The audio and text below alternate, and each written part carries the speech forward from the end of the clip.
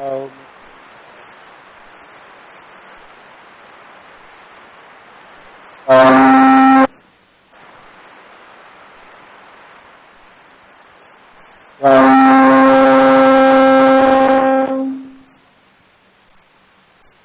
नृसिंहमहं भजे।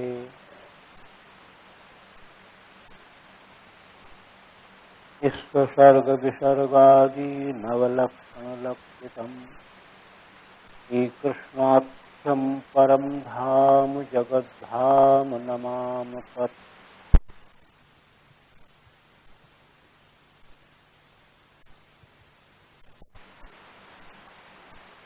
श्रीमद्भागवत के प्रथम स्कंध पंचम अध्याय में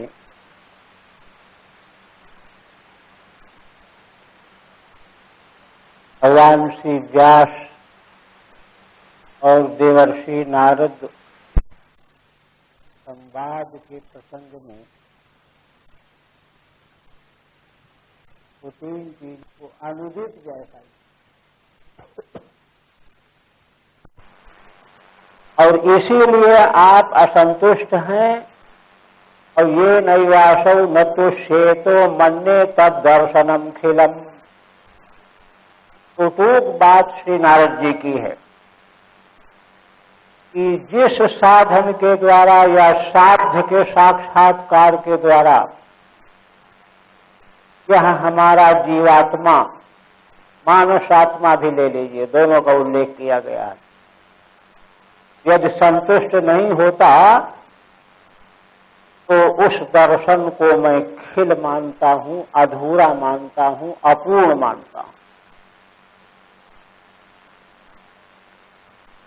असल में निर्विशेष ब्रह्म तत्व में स्थिति सर्वम खल्विदं ब्रह्म, इस प्रौत वचन के प्रमाण के आधार पर अद्वितीय ब्रह्म को जान लेने पर भी एक भगवान ने परमेश्वर के ब्रह्म के दो रूपों का उल्लेख किया है, परम ब्रह्म और अपर ब्रह्म माने अगुण ब्रह्म। परम ब्रह्म को ज्ञेय बताया गया है और अपर ब्रह्म सगुण ब्रह्म को ध्येय बताया गया। तो ध्येय के माध्यम से परम ब्रह्म तत्व का साक्षात्कार होता है। तो यदि परम ब्रह्म में स्थिति हो जाने के बाद वहां ऐसा है कि पुटी नहीं रह जाती, ज्ञाता ज्ञान गे। उनको कई बार बता चुके कि विद्या जो है अविद्या का विनाश करके दग्ध करके और स्वयं उपशमित हो जाती है, जैसे अग्नि काष्ठ को जला करके तो स्वयं शांत हो जाती है। सारा काष्ठ जल गया तो क्यों जलेगी, ये स्थिति है। ऐसी स्थिति में एक समस्या बनती है कि जीवन मुक्त पुरुष का अंतःकरण मन कहाँ लगे, क्योंकि त्रिपुटी मात्र का तो बात हो गया है, वो तो है नहीं। त्रिपुटी बनते ही संसार खड़ा हो जाएगा। पांचों ज्ञान इंद्रियां, चारों प्रकार का अंतःकरण, इसके माध्यम से जो त्रिपुटी बनेगी तो लोक संसार का विषय बन जाएगी। ऐसी स्थिति में क्या हो सकता है? तो श्री नारद जी कहते हैं कि मन्ये तद दर्शनम खिलम ये नैवासौ न तुष्येत। इसलिए साधन ऐसा होना चाहिए कि अंतरात्मा, जीवात्मा, मानसात्मा पूर्णतया संतुष्ट हो जाए। परम ब्रह्म का वर्णन जो उपनिषदों में वेदांत में किया गया है वो तो आनंद रूप कहा गया है। तो आनंद रूप परम ब्रह्म को जान लेने के बाद फिर दुख कैसा, अभाव कैसा, तो इसलिए मन्ये तब दर्शनम खिलम। तो इसका तात्पर्य है कि असल में जीवन मुक्ति की अवस्था में सगुण ब्रह्म तो भगवान का स्वरूप है, दूसरा अपर ब्रह्म जिसको कहते हैं। इसकी उपासना पूरी तरह से तन्मय होकर के जब की जाएगी तो उससे क्या होगा कि त्रिपुटी का बाद भी हो जाएगा और जीवात्मा तत्व के साथ में अभेद को भी प्राप्त हो जाएगा, एक हो जाएगा। वहां नए सिरे से त्रिपुटी की कल्पना की आवश्यकता नहीं रहेगी। तो इसी को श्री नारद जी ने आगे प्रसंग और बढ़ा रहे हैं कि आपने श्री भगवान के निर्मल यश का विस्तार से वर्णन नहीं किया, थोड़ा बहुत तो किया है, इसलिए अनुदित प्राय है और इसीलिए आप असंतुष्ट हैं और इसीलिए आपका वहां साक्षात्कार still अधूरा है, अपूर्ण है। ये उत्तर दिया। अब ये सूत्र है, सूत्र वाक्य है। इसी का उत्पादन करने के लिए आगे श्री नारद जी विस्तार से विवेचन कर रहे हैं और अपने जन्मांतर के दृष्टांत को भी प्रस्तुत करेंगे। आगे कहते हैं यथा धर्मादयश्चार्था मुनिवर्यानुकीर्तिताः तथा वासुदेवस्यो महिमा ह्यनुवर्णितः। स्पष्ट करते हैं कि हे व्यास जी, आपके द्वारा धर्म आदि, धर्म अर्थ काम और मोक्ष चारों प्रकार के पुरुषार्थ आपने जितना सूक्ष्मता से गहराई से इनका निरूपण किया है, वर्णन किया है। न तथा वासुदेवस्य महिमा ह्यनुवर्णितः, उस प्रकार से भगवान वासुदेव की महिमा का आपने वर्णन नहीं किया। ये तो ठीक है कि साध्य साधन का वर्णन जो है, मानव जीवन के चार पुरुषार्थ हैं, त्रिवर्ग पूर्व में है, फिर अंतिम में चरम पुरुषार्थ मोक्ष है, वे क्रमशः प्राप्त होते हैं, ये सब आपने वर्णन किया है। टीका में कहते ननु भगवत यश एव तत्र तत्वानुवर्णितम तत्राह। यदि प्रश्न किया जाए कि नहीं, क्योंकि सिद्धांत ये है कि वेदों से लेकर के समग्र धर्मशास्त्र, स्मृतियां, पुराण, इतिहास सब में श्री भगवान श्री हरि का ही गुणानुवाद गाया गया है। वो तो किसी वर्णन के साथ भगवान का यश ही है। ये कैसे कहते हैं कि भगवत यश का वर्णन नहीं किया गया? यह सिद्धांत तो कहते हैं कि ठीक है, इस प्रकार से तन्मयता से, गहराई से, गंभीरता से आपने साध्य साधन का निरूपण किया है। उस गहराई से, उस स्पष्टता से भगवान के निर्मल यश का निरूपण नहीं किया। क्या शब्दात् धर्मादि साधनानि, धर्मादेश चार था में धर्मादि चार और प्रकार से धर्मादि साधन, माने वह धर्म कैसे प्राप्त हो, अर्थ कैसे प्राप्त हो, कैसे प्राप्त करना चाहिए, काम कैसे प्राप्त हो, प्रकार से तथा धर्मादिवत प्राधान्येन वासुदेवस्य महिमा न ही उक्ता इत्यर्थः। तो धर्म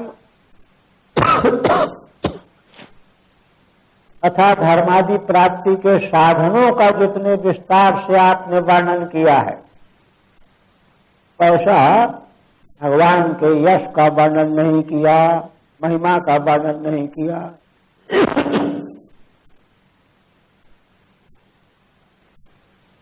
आप दूसरी बात कहते हैं, नायक बचश्चित्र पदम हरेर यशो जगत पवित्रम प्रगणित कंधिचित तदवायुषम तीर्थ मुसंति मानुषा नयत्र हंसा निर्मंतु शिक्षया। जहां तक एक बात ध्यान में रखने की ये है कि भगवान के यश का वर्णन करने की महिमा इतनी क्यों है, इसका असल में कारण यह है,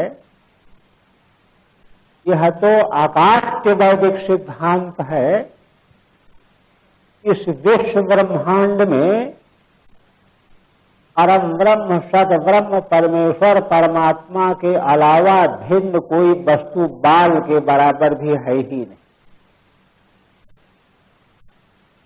सर्वम खल्विदम ब्रह्म, जहां कोई दूसरी वस्तु नहीं। तो होता क्या है, साधनों में जब हमारी दृष्टि रहती है तो जो साधन विरोधी पदार्थ हैं उनसे उनका हम तिरस्कार करते रहते हैं। ये नहीं, ये नहीं, ये ठीक नहीं, ये ठीक नहीं, ये ठीक, तो ग्राह्य है, ये त्याज्य है। तो यह करते रहने से क्या होता है, सर्वम खल्विदम ब्रह्म श्रुति बाधित हो जाती। ब्रह्म क्षेत्र तो आपने देख लिया ना, त्याज्य देख लिया। यही 11वें स्कंद के 28वें अध्याय में स्वयं भगवान उद्धव जी को उपदेश करते, परमार्थ का उपदेश। वहां भगवान कहते हैं, परस्वभाव कर्माणि न प्रशंसेत न गर्हेत। तो दूसरे के स्वभाव को देख करके, दूसरे के क्रियाकलापों को देख करके न प्रशंसेत न गर्हेत, न प्रशंसा करे न गर्हा करे, निंदा करे। अश्यन्नेकात्मकम विश्वम, क्योंकि यह सारा विश्व ब्रह्मांड तो एकात्मक माने ब्रह्मात्मक है, और वह उस ब्रह्म के साथ में तो हमारा भी ऐक्य है। आत्मा ब्रह्मात्मक है, स्वात्मक है। अपनी आलोचना कर रहे हैं, अपनी निंदा कर रहे हैं, अपनी प्रशंसा कर रहे हैं। आगे फिर दूसरे तीसरे श्लोकों में दृष्टांत दे करके भगवान ने कहा, इससे क्या होता है कि शास्त्र तो परमात्मा से व्यतिरिक्त को बाध करता है, ये नहीं है। और अगर उसकी प्रशंसा निंदा की जाएगी तो तुम उसको सत्य सिद्ध कर, वो तुम्हें स्थापित कर रहे, विरोध परस्पर। तो ये प्रवृत्ति कब जाएगी? साधन साध्य का चिंतन करने वाले में इसकी यह स्थिति अनिवार्य है। तो इस स्थिति से उबरने के लिए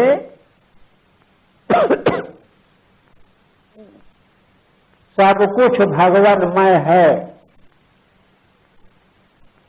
परमेश्वर के अलावा, भगवान के अलावा यहां कोई वस्तु भिन्न है ही नहीं।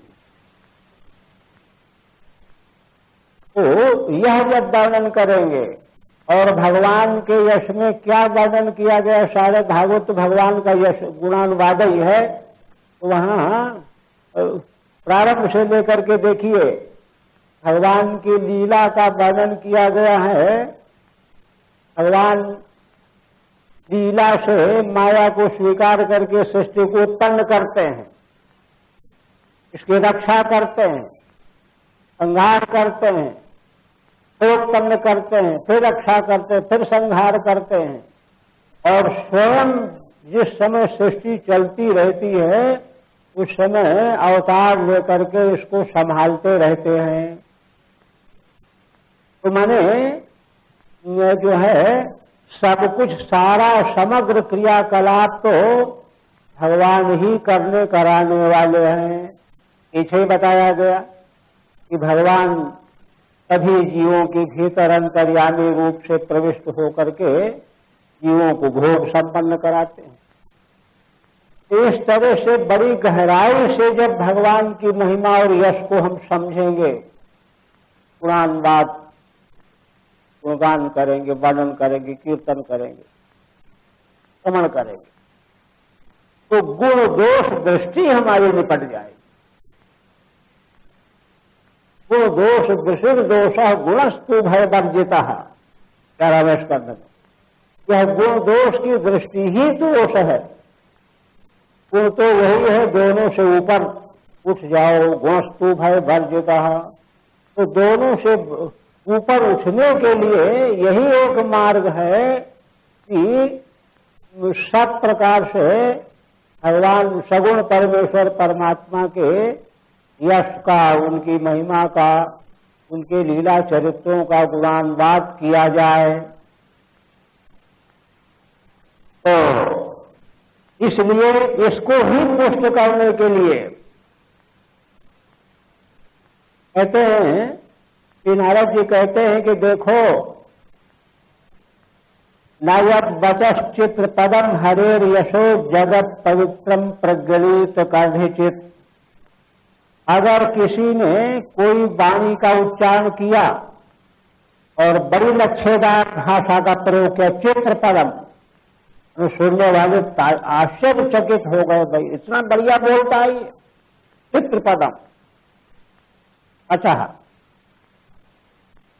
ना, किंतु यदि उस वचन में, उस भाषा में, उस वाणी में संसार को पवित्र करने वाला भगवान का यश नहीं कथन किया गया, वाणी तो बहुत उत्तम है, उच्च कोटि की शब्दावली है, काव्य अलंकार, रस, छंद, भाव, सब सांगोपांग ठीक है, किंतु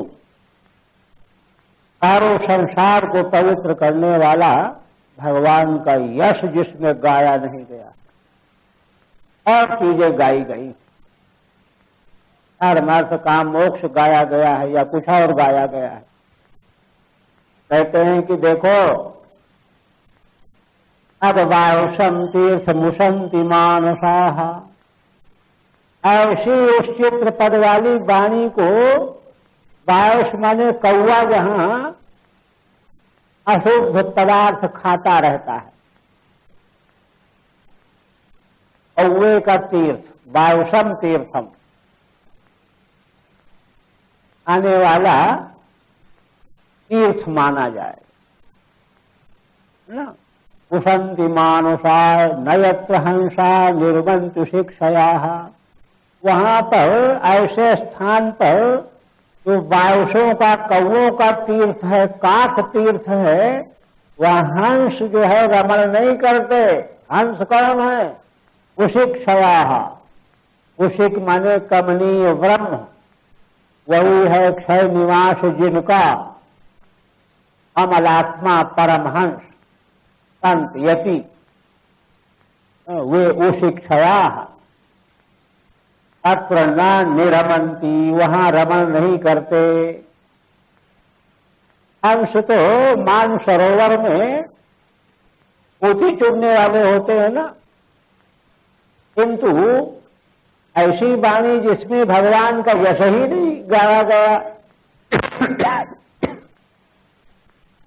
तो ऐसे अशुद्ध पद रचना वाली वाणी, इसमें काक ही तो रमण करते हैं, किंतु हंस रमण नहीं करते। वे तो मान सरोवर में रहने वाले हैं, मानसाह विशेषण है। मानसाह माने मान सरोवर में रमण करने वाले, उशिक्षया हंस, वे उसमें रमण नहीं करते। असल में साधन सर्वस्व यही तो है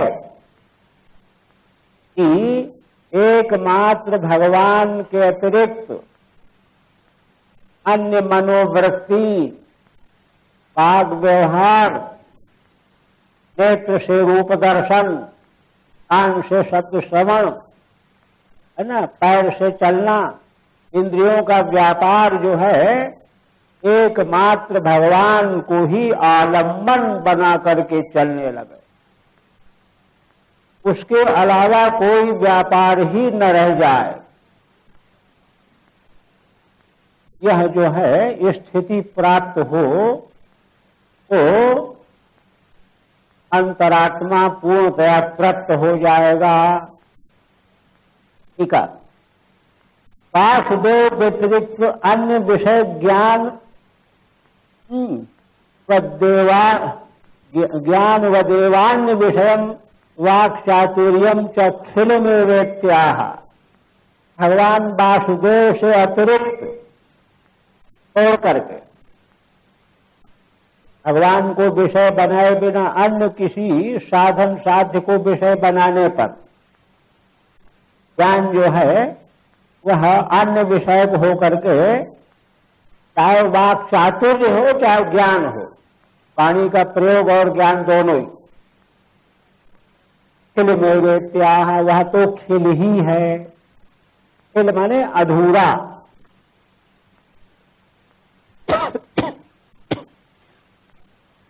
इसी को कहते हैं चित्र पदमति बहु यत बचो। यद्यपि कोई वाणी चित्र विचित्र प्रकार के पद वाली है, सुंदर लक्ष्यदार पदों का प्रयोग किया गया है, किंतु हरेर यशो न प्रगृणीत, किंतु वह वाणी भगवान के यश का कथन करने वाली नहीं है। तदवायसम तीर्थम, तो उसको कौओं के तीर्थ की तरह से, काकतुल्या नाम, काकतुल्य कौन होते हैं? कामी, विषय लोलुप, संसारी, वे काकतुल्य होते हैं। काकतुल्या नाम कामिनाम रत स्थानम उशंती। कामियों को जो है वहां अच्छाई मालूम पड़ती है, तृप्ति मालूम पड़ती है, उशंती। अन्यन्ते, ऐसा विचार कुशल लोग मानते हैं। कुतः, क्यों? कहते हैं कि जो मानसरोवर में निवास करने वाले हंस हैं, मानसाह, मानसरोवर में रहने वाले हंस कौन होते हैं? सत्व प्रधान। इनमें रजोगुण तमोगुण रहा ही नहीं, सत्व की प्रधानता रह गई। मनसि वर्तमाना, ऐसे मन वाले, सत्व प्रधान मन वाले हंस होते हैं। अर्थात यतयः, हंस परमहंस यतियों की कोटियां हैं ना, यति। यत्र न निरमंती, वहां उस वाणी में रमण नहीं करते। अभिचिदपि नितराम न रमनते, अभी भी किसी प्रकार से रमण नहीं करते। क्यों? उसी क्षया उसी कमनीयम ब्रह्म क्षय निवासो ये शांते। वे लोग तो उसिक माने कमनीय ब्रह्म में निवास करने वाले होते हैं। कमनीय, वर्णीय, स्पृहणीय, आनंदमय ब्रह्म में, परमेश्वर में निवास करने वाले होते हैं। यथा प्रसिद्धा हंसा मानुषे सरस चरंता, जैसे लोक में प्रसिद्ध हंस हम सब जानते हैं कि मानसरोवर में मोती चुनते हैं। अमनीय पद्मखंड विवाह,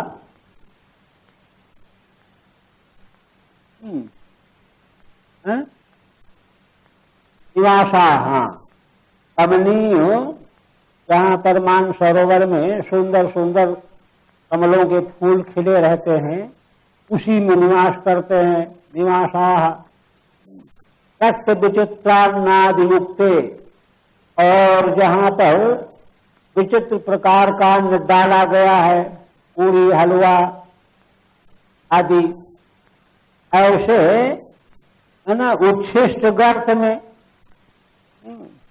भंडारे के बाद जो है पत्थर फेंक दिए जाते हैं, उसमें पूरी हलवा वगैरह रहता है गर्त में। पाठ क्रीड़ा स्थाने वहीं कौओं का क्रीड़ा होती रहती है। न निरमंत इति श्लेष, वहां रमन नहीं करते। तो इसलिए भगवत यश के से रहित पानी का प्रयोग जो है प्रशस्त नहीं है। पुनः कहते हैं कि देखो फिर वाणी कैसी बोलनी चाहिए। तद्वाग्य सर्गो जनताघ विप्लवो यस्मिन् प्रतिश्लोकमबद्धवत्यपि नामान्यनन्तस्य यशोऽङ्कितानि यच्छ्रण्वन्ति गायन्ति गृह्णन्ति साधवः। नारद जी कहते हैं, व्यास जी असल में वाणी का उच्चारण, विसर्ग माने उच्चारण, वाणी का उच्चारण वाक प्रयोग वही है तो जनताघ विप्लव। जनता माने जन समुदाय के पापों का विप्लव करने वाला हो, पापों का नाश करने वाला हो। ऐसा कौन वाणी का उच्चारण होगा? भगवद यश, भगवत नाम। यस्मिन् प्रतिश्लोकमबद्धवत्यपि, इस वाणी के उच्चारण में प्रत्येक श्लोक जो है शास्त्र की दृष्टि से संभाल के नहीं कहा गया, ऐसे तैसे डाल दिया गया अबद्ध होकर के। किंतु उसमें महिमा किसकी है? नामान्यनंत यशोऽङ्कितानि यत्, अनंत भगवान के नाम से जो अंकित है, भगवान के नाम और यश से अंकित है। भले पद जो है ठीक नहीं बना। यच्छ्रण्वन्ति गायन्ति गृह्णन्ति साधवः, साधु पुरुष उसी वाणी का श्रवण करते हैं, उसी का गान करते हैं, उसी का उच्चारण करते हैं। इसलिए वाणी का विसर्ग ऐसा ही करना चाहिए। इधर स्वामी कहते हैं, बिना पद चातुर्यम भगवद यश प्रधानम वच पवित्र मित्याह। कहते हैं कि पद रचना की चातुरी भले न हो, किंतु भगवत यश का वर्णन यदि उसमें किया गया प्रधानता से, वह वाणी पवित्र होती है। पवित्र मित्याह तद्वाग विसर्ग, 50 वाग विसर्ग वाचः प्रयोग, वही वाणी का प्रयोग। विसर्ग माने प्रयोग, उच्चारण। जनानाम समूहो जनता, जन समुदाय को जनता कहते। अस्याह आघम विप्लावयति, जन समुदाय के आघ माने पाप का जो विप्लवन करने वाली है। नाशयते तथा सह, पानी वही वास्तव में उच्चारण करने योग्य है तो जन समुदाय मात्र के पापों का नाश करने वाली हो। यस्मिन् वाग विसर्गे अबद्धवत्ति अपि अपशब्दाद युक्ते की, उस वाग विसर्ग में यद्यपि पद बंध ठीक नहीं बन पाया, पद में कुछ अशुद्धि रह गई है, अब शब्द से युक्त हो गया है, तो भी प्रतिश्लोकम अनंतस्य यशसांकितानि नामानि भवन्ति, किंतु फिर भी प्रत्येक श्लोक में अनंत भगवान से संबंधित नामों का उल्लेख रहता है। अत्र हेतु यद्यानि नामानि साधवो महांतो वक्तरिषति शृण्वन्ति। भगवान के उन पवित्र नामों को साधु पुरुष कोई वक्ता मिल जाता है तो सुनने लगते हैं। श्रोतरिषति गणन्ति, कोई श्रोता प्रेमी मिल जाता है तो स्वयं बोलने लगते हैं। और कोई सुनने बोलने वाला नहीं मिलता तो स्वयं गुनगुनाने लगते हैं, गाने लगते हैं। अन्यथा तो सौम्यो गायन्ति कीर्तयन्ति। इसलिए वाणी का प्रयोग यही होना चाहिए। अब आगे पुनः श्री नारद जी कहते हैं, यदि भगवत प्रीति से हीन कोई है और जो है वह ज्ञान की बड़ी बड़ी बातें भी कर रहा है, वह प्रशस्त नहीं है। ऐसे नैष्कर्म्यच्युत भाव वर्जितम न शोभते ज्ञान मलम निरंजनम उत पुनः शश्वदभद्रमीश्वरे न चार्पितम कर्म यदत्व कारणम। नैष्कर्म जो है त्याग संन्यास, यानी जहां कर्मों से निकल जाता है। सर्वोच्च ज्ञान तत्व का साक्षात्कार करके संन्यास ले लेता है, सारे कर्म छोड़ देता है, कर्म संन्यास कर देता है, ज्ञान कर्म संन्यास। तो ज्ञान कर्म संन्यास तक पहुंचा हुआ हो किंतु अच्युत भाव वर्जित हो, भगवत भाव वर्जित हो, तो कहते हैं कि न शोभते ज्ञान मलम निरंजनम। वह ज्ञान यद्यपि निरंजन माने विशुद्ध है, निरुपाधिक है, किंतु उसकी शोभा नहीं होती। न शोभते माने उस सर्वोच्च ज्ञान की भी शोभा नहीं है। क्यों नहीं है? क्योंकि अच्युत भाव वर्जित है, भगवत भाव युक्त होना चाहिए। उत पुनः शाश्वत अभद्रमीश्वरे। तो देखिए, कर्म उपासना ज्ञान तीनों कांड वाले वेद में ज्ञान तो सर्वोत्कृष्ट है, किंतु सर्वोत्कृष्ट ज्ञान के साथ में यदि भगवत प्रेम का पुट नहीं है तो शोभा वाला नहीं। तो स्वामी जी कहते हैं, योग कुयोग ज्ञान अज्ञानु जहन राम पद प्रेम प्रधान। योग योग नहीं है, कुयोग है, ज्ञान नहीं है, अज्ञान है। इसलिए ज्ञान के साथ में अनिवार्य रूप से भगवत प्रेम रहता ही है।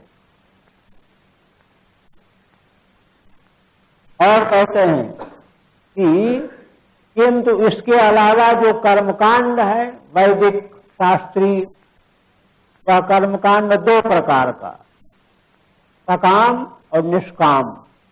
तो सकाम के बारे में कहते कुतः पुनः शश्वत भद्रमीश्वरे। सकाम कर्म तो बिल्कुल ही उसके मुकाबला करने वाला नहीं, शोभा की वस्तु नहीं है, क्योंकि वह कोई उत्कृष्ट फल देने वाला नहीं है। स्वर्ग आदि दिला करके फिर यही पटक देगा। और कहते हैं तीसरा जो निष्काम कर्म है, कामना तो कोई नहीं है किंतु शास्त्रीय कर्म में लगा हुआ है, किंतु उन कर्मों को ईश्वर को अर्पित नहीं किया। निष्काम कर्म होते हुए भी भगवान को अर्पित यदि नहीं किया तो उसकी भी शोभा नहीं। असल में भगवान को अर्पित कर देने पर वह कर्म ही निष्कर्म बन जाता है। अभद्रमीश्वर नचार्पितम कर्म यदप्य कारणम, अकारणम माने निष्काम। इधर स्वामी कहते हैं निष्कर्म मित्र, निष्कर्म ब्रह्म, निष्कर्म तत्व ब्रह्म परमेश्वर परमात्मा ही है। तदेकाकारत्वात् निष्कर्मता रूपम नैष्कर्म्यम, उसी ब्रह्म के साथ में जब अभेद आकारता हो गई, ब्रह्मात्मैक्य बोध हो गया, नैष्कर्म हो गया।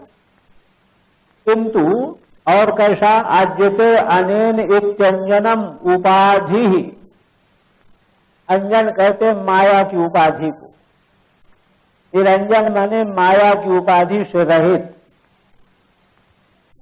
उपाधि तन निवर्तकम निरंजनम, माया की उपाधि का निवर्तक नैष्कर्म तत्व ब्रह्मबोध। एवं भूतमति ज्ञानम, ऐसा ज्ञान हो सर्वोच्च कोटि का, किंतु अच्युते भावो भक्ति तद्वर्जितम, अच्युत भगवान में भक्ति न हो तो वर्जित हो, अलमत्यर्थम न शोभते, तो बस करो, रहने दो, उसकी कोई शोभा नहीं है। सम्यक आपरोक्षा न कल्पते इत्यर्थ। देखिए श्रीधर स्वामी कहते हैं कि क्यों, माने तत्व का सम्यक अपरोक्ष नहीं होगा उससे। अला जैसे हमने निवेदन किया कि साध्य साधन की दृष्टि में है ना, हे उपादेय की वृत्ति बनी ही रहेगी, किंतु भगवत प्रेम जब प्राप्त हो जाएगा तो हे उपादेय की बुद्धि समाप्त हो। अध्यात्म रामायण के श्री राम गीता प्रकरण में भगवान का एक वचन है लक्ष्मण जी के प्रति, यावत् न पश्येद अखिलम मदात्मकम पावन मदाराधन तत्परो भवेत्। जब तक अखिल विश्व ब्रह्मांड मुझ परमेश्वर का स्वरूप न दिखाई पड़ने लगे, तो मेरे स्वरूप है, दिखता नहीं है हमको, और दिखने के लिए तो हमको आराधना करनी है। तो कब तक आराधना करनी है मूर्ति में, यहां वहां, जब तक सारा संसार मेरा स्वरूप ही न दिखाई देने लगे तब तक करनी है। पावन मदाराधन तत्परो भवेत्। तो कहते हैं कि अरे ये संसार जो है भगवान का स्वरूप दिखाई देने लगेगा, ऐसा हो सकता है? भगवान कहते हैं कि हाँ, श्रद्धार्जित भक्ति लक्षण, अगर कोई श्रद्धालु और ऊर्जित भक्ति की लक्षण वाला हो तो असल में देखिए यह संसार भगवान का स्वरूप है, ये कोई आरोपित ज्ञान थोड़ा ही है, ये तो यथार्थ ज्ञान है। संसार ही एक आरोपित ज्ञान है, हमारी उल्टी समझ है। हमको ये दिख रहा है कि संसार को मिटा करके भगवान का दर्शन करना है। संसार तो है ही नहीं, तो भगवान ही है, उसे तो ज्ञान तो वही है, अशुद्धि कारण को दिखता नहीं है। तो श्रद्धा विभक्ति भक्त लक्षणों यस्तस्य दृश्यो महद निसंहृदि। भगवान कहते हैं कि ऐसा जो कोई मेरा भक्त है तो मैं उसको उसी के हृदय में रात दिन इसी रूप में दिखाई देने लगता हूं। इसलिए कृपाधिक निरंजन ज्ञान प्राप्त करके भी भगवत प्रेम जो है संभाले रहना चाहिए, नहीं तो वह ज्ञान अपरोक्ष के योग्य नहीं रह जाएगा, वाचिक ज्ञान होकर रह जाएगा। बोल सकते हैं, प्रवचन दे लेंगे, तदा शाश्वत साधन काले फल काले च भद्रम। तो जब निरंजन ज्ञान की हालत बताई जा रही है तो जो सकाम कर्म है, शाश्वत माने हमेशा जो है विकृत ही है। साधन काल में तो साधन काल में कामनाओं से कलुषित बना रहता है, और फल मिलता है तो फल काल में भी का अभद्रम दुख रूपम। अभद्र दुख रूप जो काम में कर्म है वह तो और भी अभद्र है। फिर कहते हैं यदप्य कारणम अकाम्यम। कहते हैं जो अकारण माने निष्काम किया जा रहा था, निष्काम करने पर भी तच्चापि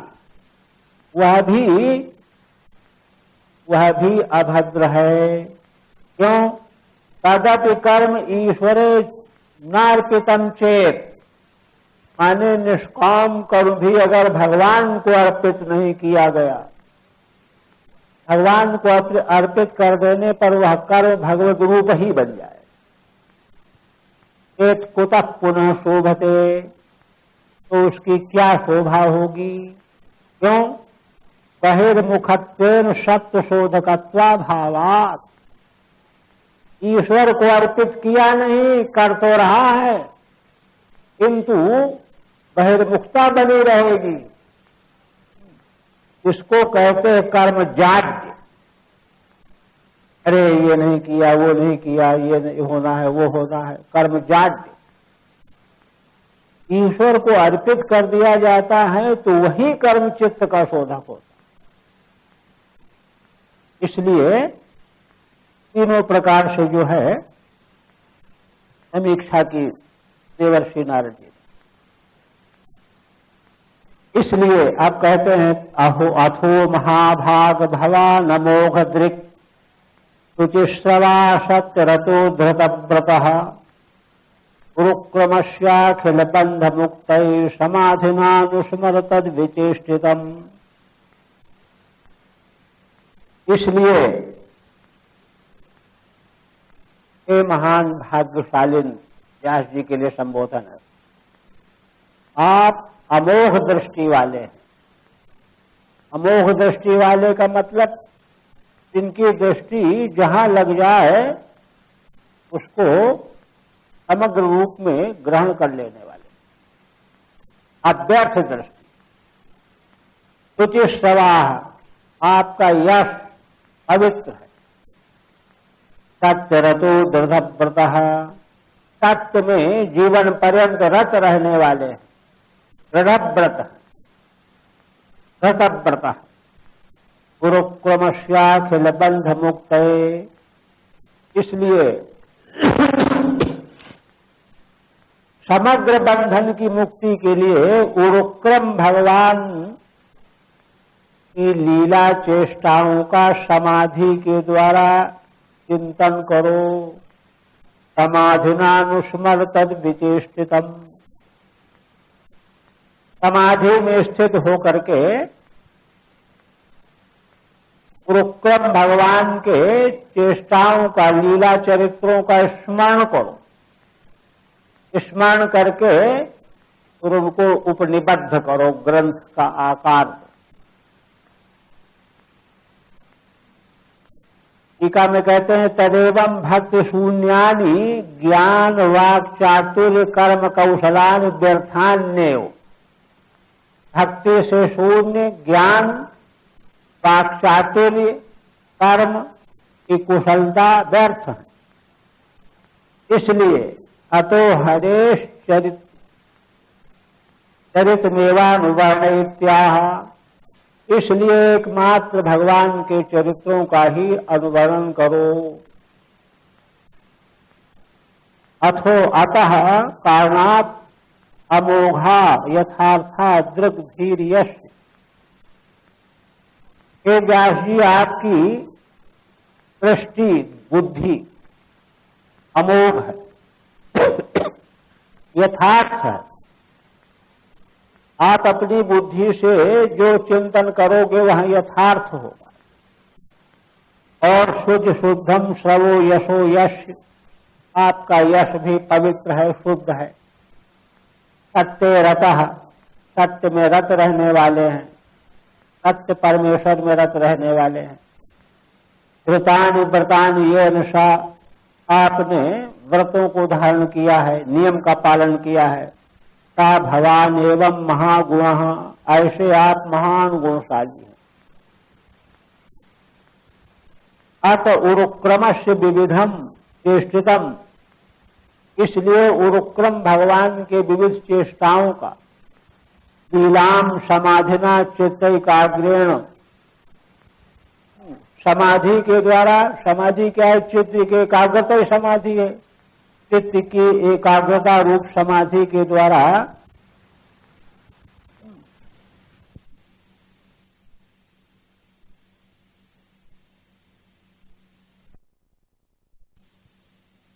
वर्णन इत्यर्थ है, और स्मरण करके उनका वर्णन करो।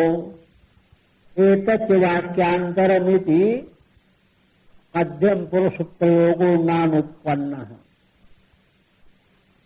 कहते हैं कि पहले तो भगवान शब्द का प्रयोग उत्तम पुरुष, प्रथम पुरुष में होता है, किंतु अनुस्मर में मध्यम पुरुष का प्रयोग है, तो उसके लिए कहते हैं कि अध्याहार करके, इसलिए आप उनका वर्णन करो।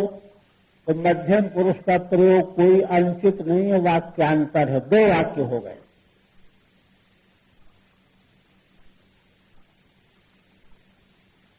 आप कहते हैं कि विपक्षे दोषांतरमा, यदि ऐसा नहीं किया गया तो दोष बता, और बहुत सावधानी से दोष समझने की बात। भगवान श्री नारद जी कहते हैं, अतोन्यथा किंचन यद विवक्षतः, नारद जी कहते हैं कि देखो, भगवान के लीला चरित्र यशों का गुणगान को छोड़ करके अन्य प्रकार से जो कुछ भी कहा जाएगा, अन्यथा माने अन्य प्रकार से ना, यत् किंचन विवक्षतः, जो कुछ भी आप कहना चाहेंगे तो क्या होगा? उससे दृष्टि अलग हो जाएगी। और यदि तक भगवान की हम बात कर रहे थे, अब अमुक की बात करने लगे, इसकी बात करने लगे, उसकी बात करने लगे, अलगाव हो गया, विभाजन हो गया। देखिए, तत्व तो एक है, उस अखंड एक तत्व को वहां हमने उससे हट करके और कुछ करने की आकांक्षा की, विभाजन हो गया। और उस अखंड और तत्व में जो है तीन प्रकार का विभाजन, आधिभौतिक, आध्यात्मिक, आधिदैविक। यह मायात्मक, आविद्यक है। तो भगवान को छोड़ करके अन्य कुछ भी हम कहना चाहेंगे, भगवान से अलग हो जाए, विभाजन हो जाए। अखंड एक वस्तु में विभाजन हो गया। पृथक दृशः तत्कृत नाम रूप भी, दृष्टि हमारी अलग हुई, दृष्टि माने बुद्धि, और बुद्धि से हमने नामकरण किया, ये स्वर्ग है, ये पाताल है, ये अमुक है, ये इंद्र है, ये अग्नि है। नाम रूप, तत्कृत नाम रूप, नाम रूप नाम भी, क्योंकि अलग अलग पृथक होकर के उनके नामकरण अलग होंगे, उनके रूप अलग होंगे। इनसे क्या होगा? कहते हैं फिर ये है कि ये नाम, ये रूप, ये नाम, ये रूप। अब उन नाम रूपों का कोई ठिकाने नहीं। अब क्या होगा? न कुत्रचित क्वापि जदुः स्थिता मति, अब वह मति बुद्धि कहीं भी कहीं भी कभी भी स्थिति प्राप्त नहीं करता। एक न एक बाल में खाल निकलती चली आई। इसीलिए तर्क को अप्रतिष्ठित कहा गया, तर्को अप्रतिष्ठा। अर्थ से मामला नहीं बने।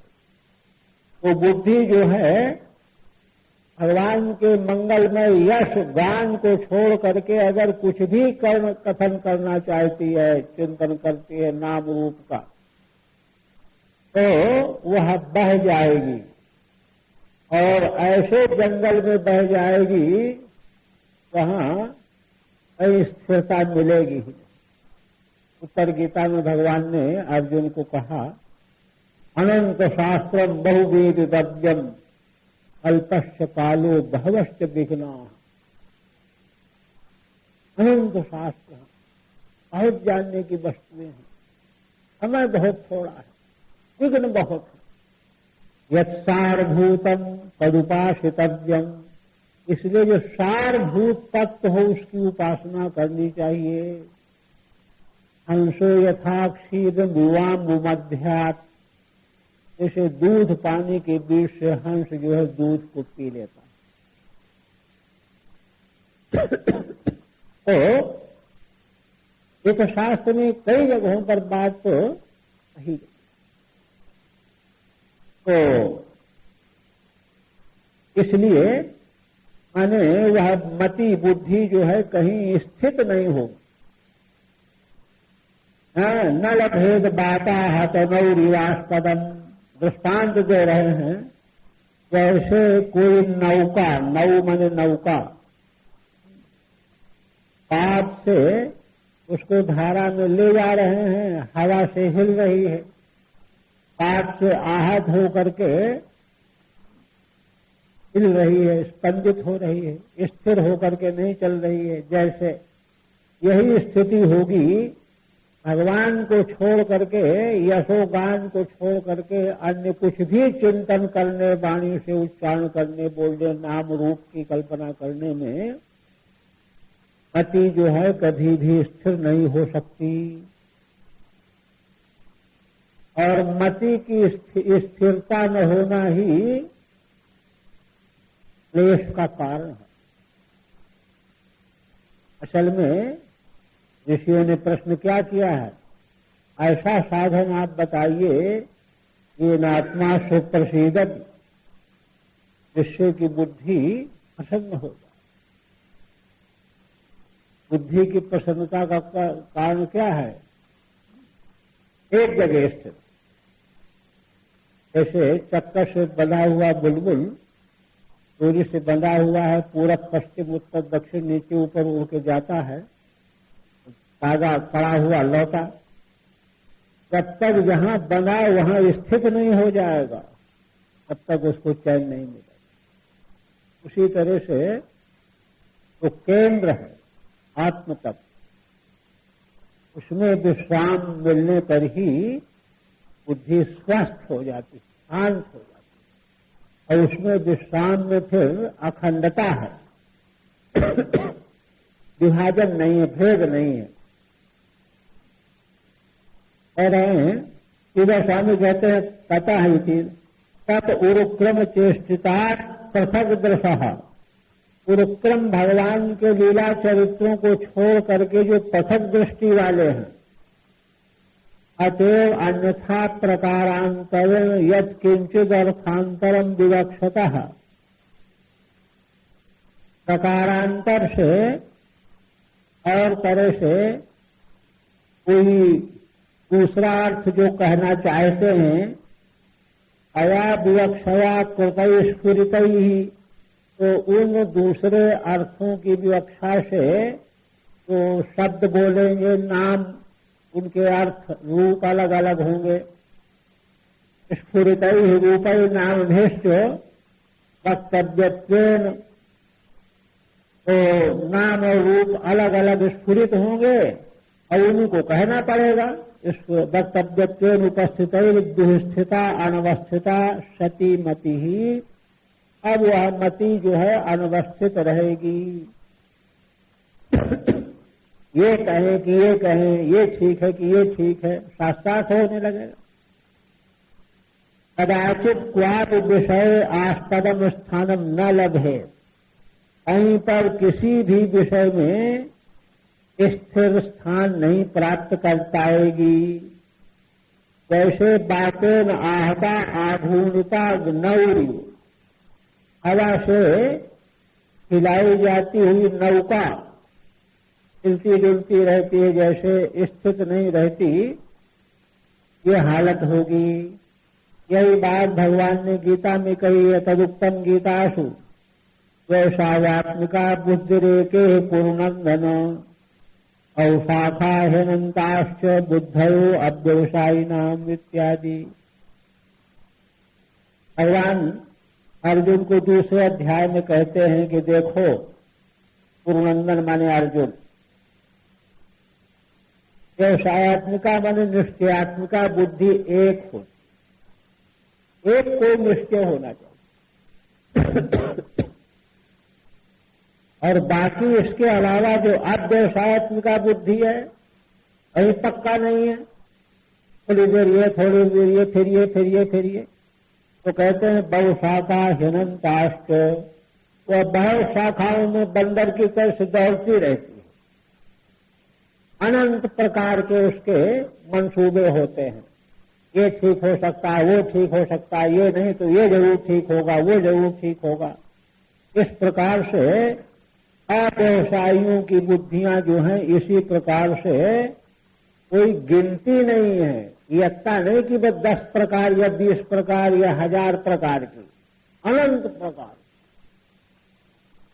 और उसी में वे जीवन बर्बाद करते रहते हैं। आप कहते हैं तदेवं हर्यशो बिना भारतादि सुकृतम धर्मादि वर्णनम अकिंचित कर्मित्युक्तम प्रत्युत विरुद्धमेव जातमित्याह। तो नारद जी ने जो स्पष्टीकरण किया, अब भगवान व्यास ने तो धर्म अर्थ काम और मोक्ष इन पदार्थों का निरूपण किया है, तो उसकी भी आवश्यकता थी, ठीक है। किंतु कहते हैं कि उन्होंने, व्यास भगवान ने तो वेदों के अर्थ का स्पष्टीकरण किया है, वेदार्थ ही है। तो वहां पर व्यास जी को कुछ ऐसे वचन कहने पड़े जिससे अनर्थ हो गया। ये नारद जी कहने जा रहे हैं, क्या विगुप्सितम धर्म गते निशासतः स्वभावरक्तस्य महान व्यतिक्रमः यद्वाक्यतो धर्म इतीतर स्थितो न मन्यते तस्य निवारणम जनः। देखिए, समग्र वेदों का अंतिम तात्पर्य है निवृत्ति। चाहे प्रवृत्ति धर्म हो, निवृत्ति धर्म हो, वर्ण धर्म, आश्रम धर्म के माध्यम से, ये सारे धर्म जो हैं अंत में निवृत्त करा करके परमात्मा में स्थापित करने के लिए हैं। किंतु भगवान ने वेद भगवान के मंत्रों को लेकर के, वेद व्यास भगवान ने जहाँ ऐसे मंत्र हैं उनकी व्याख्या में जैसे मंत्र हैं वैसी व्याख्या कर दी। क्या व्याख्या कर दी कि जो है, जिससे कि वे अपुत्र गतिर नास्ति, संतान नहीं तो कोई गति नहीं। कई व्याख्याएं हैं महाभारत में, ऐसे व्याख्यान है। गर्भकारू का दृष्टांत कितना विलक्षण दृष्टांत।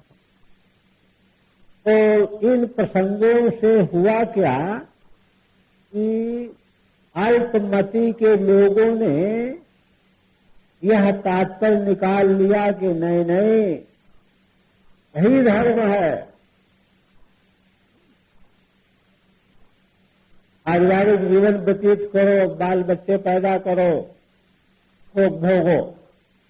ये यद्यपि देखिए वे वाक्य उनके लिए हैं जो रागी हैं, अलग विषय अलग किया गया वहां। रागियों के लिए है।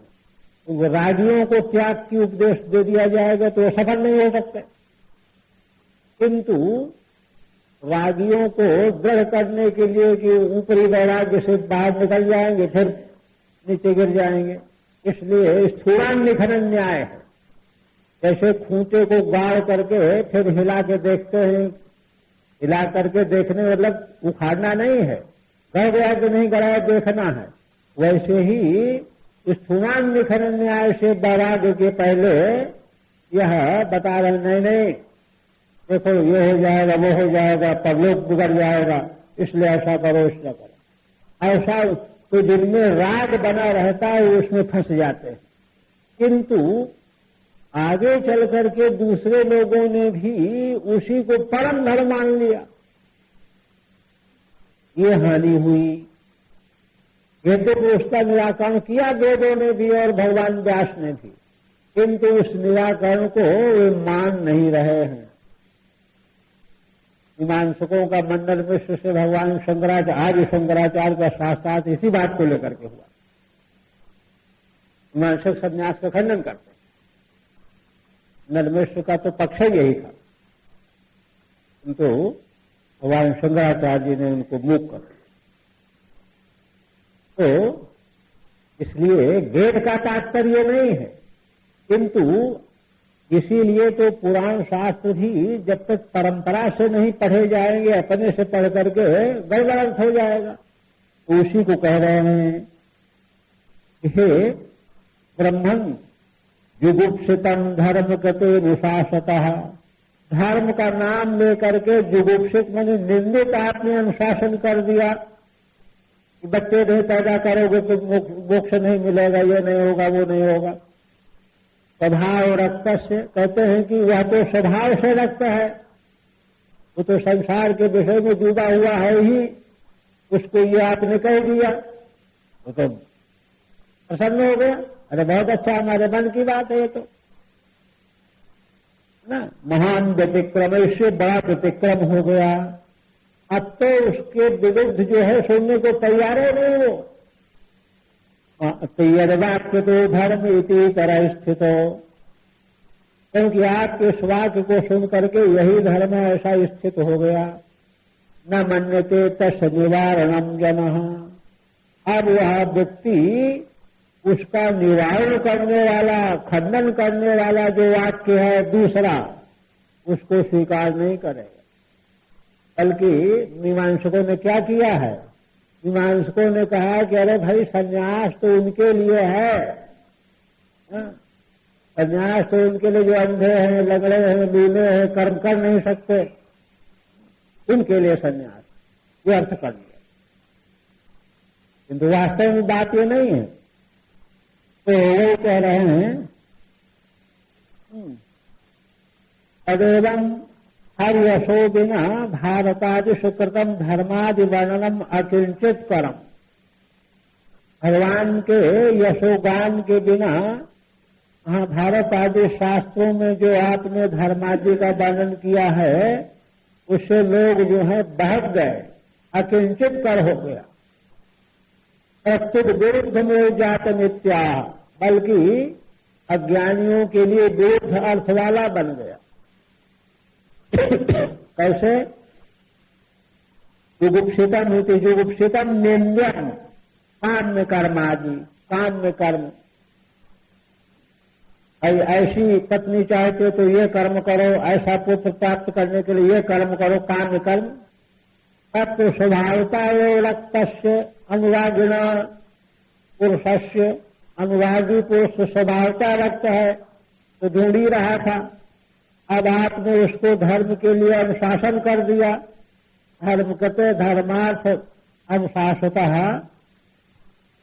तो रहतस्तव महान एवं व्यतिक्रमो अन्यायः, भेद करते ही आपका यह महान व्यतिक्रम अन्याय हुआ।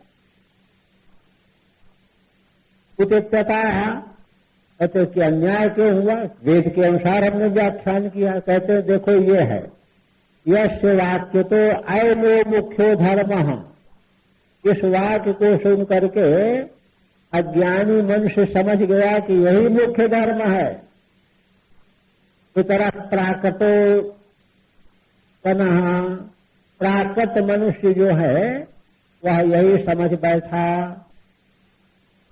दूसरे से व्याख्यान सुना नहीं, अपने आप जो है समझ लिया। तस्य काम कर्मादेह अन्येन तत्वज्ञेन क्रियमाणम निवारणम स्वयमेवात्वया क्रियमाणम।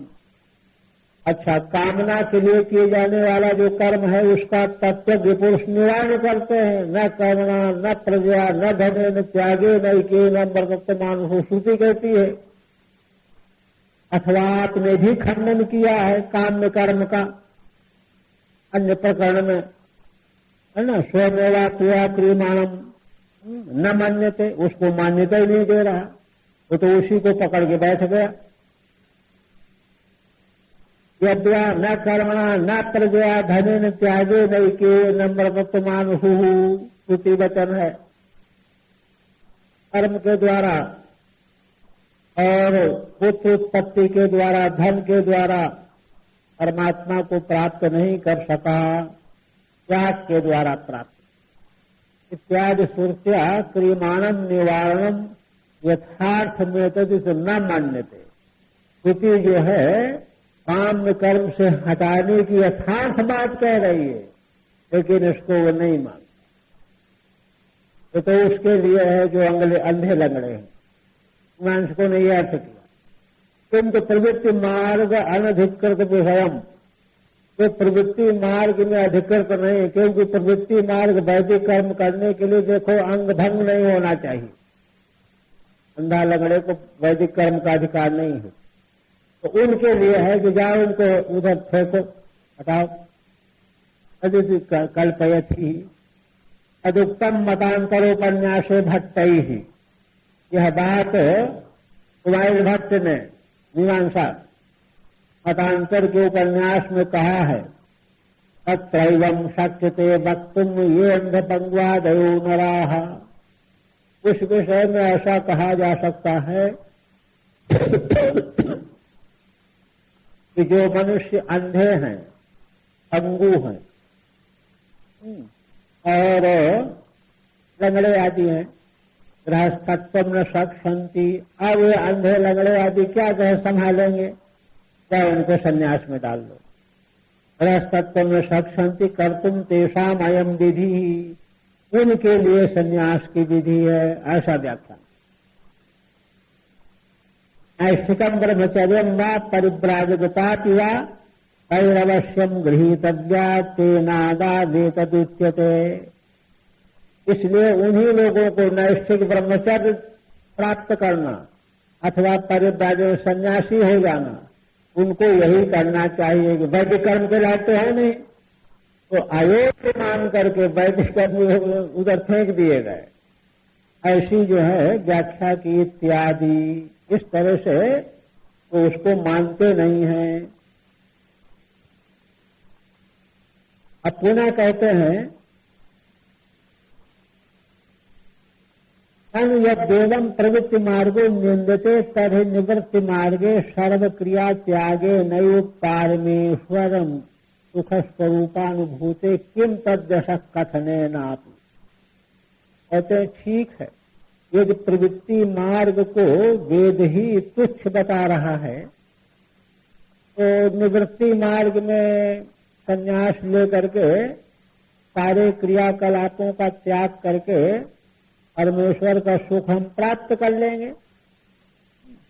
अब भगवान के यश कथन करने में की क्या आवश्यकता है, जिसकी बड़ी अनिवार्यता आप बता रहे हैं, ये प्रश्न। तो कहते हैं कि इस पर कहते हैं कि देखो ऐसा है, विचक्षणोस्यार्ह विवेदितुं विभोः अनंत पारस्य निवृत्तितः सुखम प्रवर्तमानस्य गुणैरनात्मनस्ततो भवान् दर्शय चेष्टितं विभो। कहते हैं कि देखो जो विचक्षण है, कोई महापुरुष है, वे अनंत भगवान के सुख को निवृत्त हो करके जो भगवान का सुख है, परमानंद का प्राप्ति का सुख, वो प्राप्त कर सकते विचक्षण विरले विरले, 1000 में एक आध, लाख में एक आध। किंतु दूसरे लोग जो हैं ज्यादा संख्या 999 की तो ऐसी है नहीं, इसलिए उन लोगों के लिए तो मार्ग यही है, प्रवर्तमान सुगुण अनात्मन ततो भवान दर्शयिचेष्टितम विभो। किंतु जो माया के गुणों के द्वारा अनात्मा में भूले हुए हैं, डूबे हुए हैं, उनको तो आनंद की प्राप्ति भगवान के यश का गान करने से ही होगी। इसलिए आप कृपा करके भगवान की लीला चेष्टाओं का वर्णन करो। विचक्षणों माने निपुण, निपुण।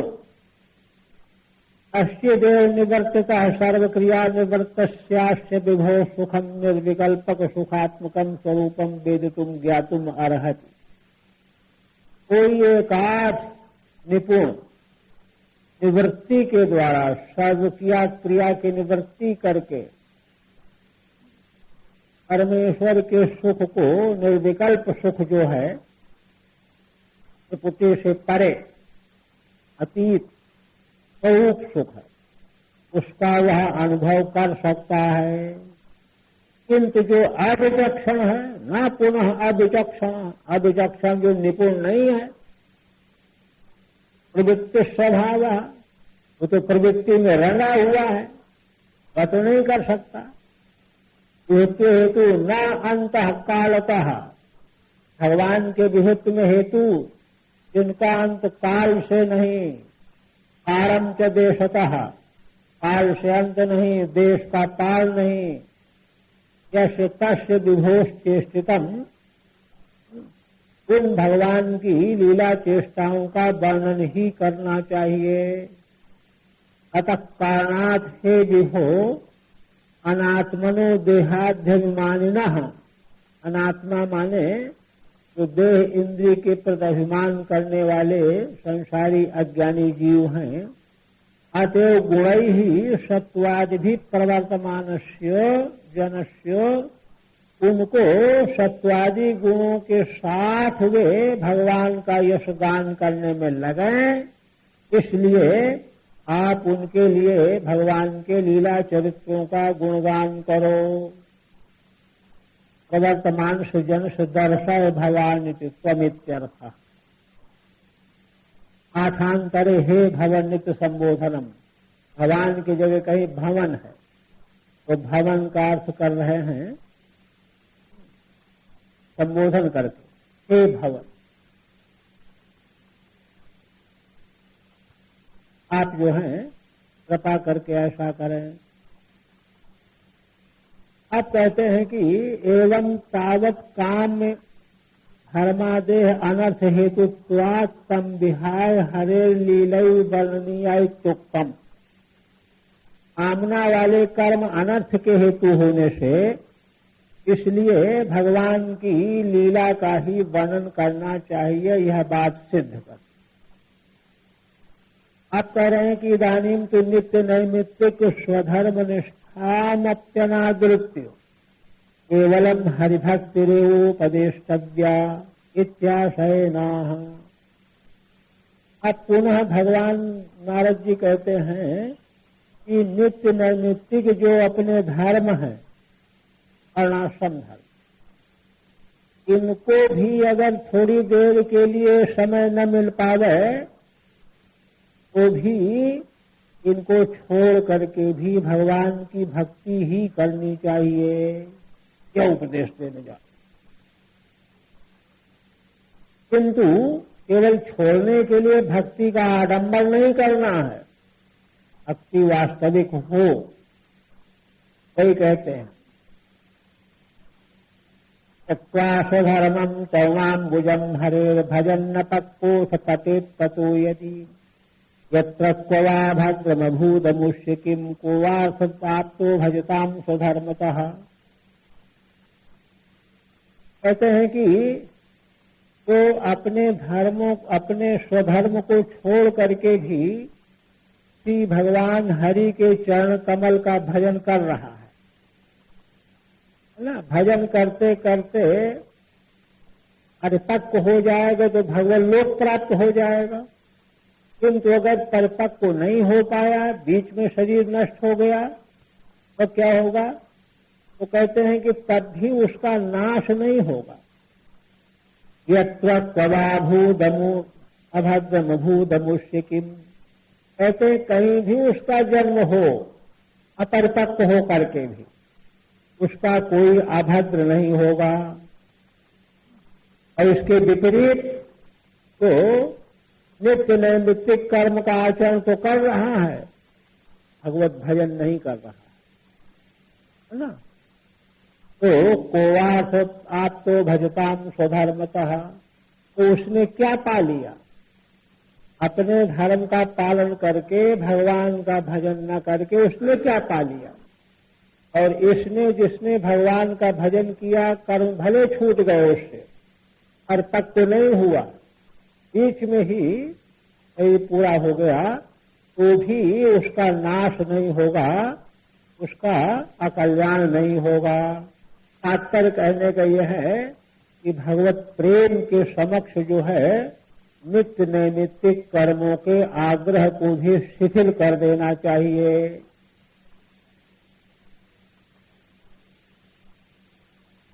अब एक मूल करके तो बंद कर। तस्यैव हेतो प्रयते तो कोविदो न लभ्यते यद भ्रमतामुपर्यधः कल्लभ्यते दुख वदन्यतः सुखम कालेन सर्वत्र गभीर रंगसा। ये नारद जी कहते हैं कि देखो विचार करना चाहिए। कोविद माने विचारशील विवेकी, तो यह चाहिए कि उसी फल को प्राप्त करने के लिए प्रयत्नशील हो गए। कौन से फल को?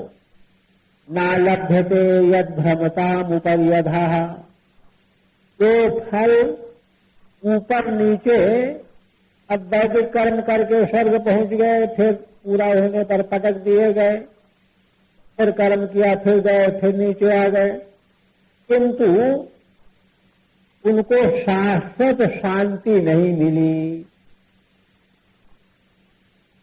तो ऐसा कर्म किस काम का? तो ऊपर नीचे भटकते हुए भी शाश्वत शांति न दे सके, उसके लिए क्या प्रयत्नशील होना?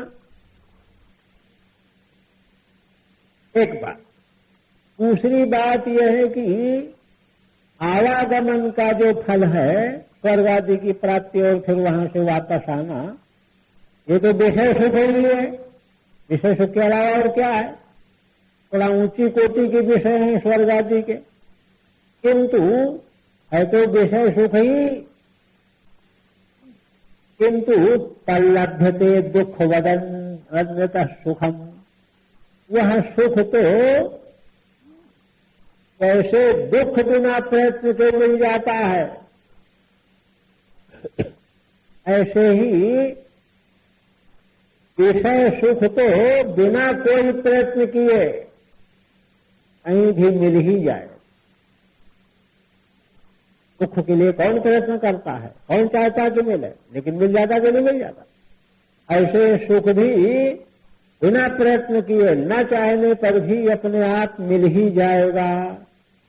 मिलता रहता संसार के लोगों को।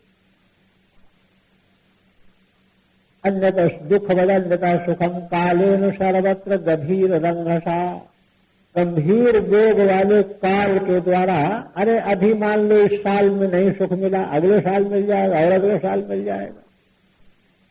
गंभीर काल के वेग में ना प्रवाह में बहता हुआ जीव कभी सुख कभी दुख अपने आप प्राप्त करता रहता है।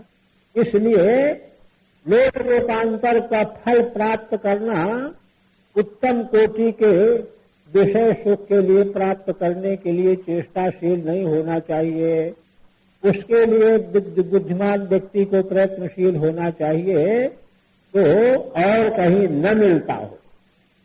भगवान के चरणों का सुख और कहीं भी मिलने वाला नहीं है, इसलिए उसी के लिए विचारशील को प्रयत्न करना चाहिए। बोलो सच्चिदानंद भगवान।